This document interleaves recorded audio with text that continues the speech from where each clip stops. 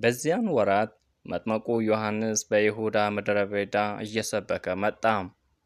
ስብከቱም መንግሥተ ሰማያት ቀርባለችና ንስሐ ግቡ የሚል ነበር።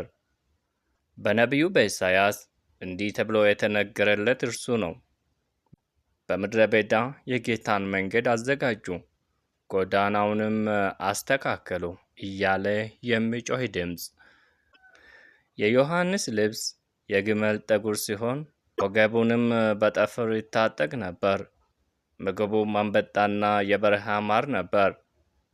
ከኢየሩሳሌም ከመላው ይሁዳና በዮርዳኖስ ዙሪያ ካለው ሀገር ሁሉ ሰዎች ወደ ዮሐንስ ይጎርፉ፣ ኃጢአታቸውንም እየተናዘዙ በዮርዳኖስ ወንዝ በእርሱ ይጠመቁ ነበር።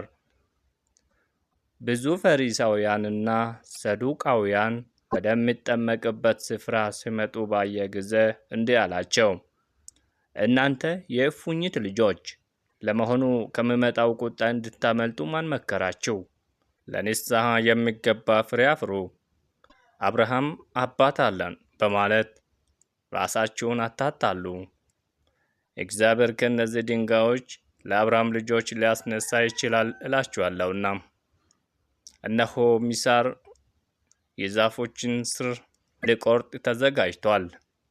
መልካም ፍሬ የማያፈራ ዛፍ ሁሉ ይቆረጣል፣ ወደ እሳትም ይጣላል። እኔ ለንስሐ በውሃ አጠምቃችኋለሁ፣ ነገር ግን ጫማውን መሸከም የማይገባኝ ከእኔ የሚበልጥ ኃያል ከእኔ በኋላ ይመጣል። እርሱም በመንፈስ ቅዱስና በእሳት ያጠምቃችኋል። መንሹ በእጁ ነው፣ አውድማውን ያጠራል፣ ስንዴውን በጎተራ ይከታል፣ ገለባውን ግን በማይጠፋ እሳት ያቃጥለዋል። በዚያን ጊዜ ኢየሱስ በዮሐንስ ለመጠመቅ ከገሊላ ወደ ዮርዳኖስ መጣ። ዮሐንስ ግን ይህማ አይሆንም፣ እኔ ባንተ መጠመቅ ሲገባኝ እንዴት አንተ ወደ እኔ ትመጣለህ ብሎ ተከላከለ።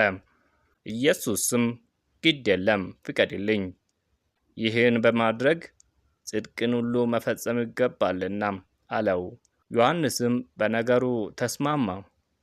ኢየሱስም እንደተጠመቀ ከውሃው ወጣ። ወዲያውኑም ሰማይ ተከፍቶ የእግዚአብሔር መንፈስ እንደ ርግብ ሲወርድበት አየ። እነሆ በእርሱ ደስ የሚለኝ የሚወደው ልጄ ይህ ነው የሚል ድምፅ ከሰማይ ተሰማ።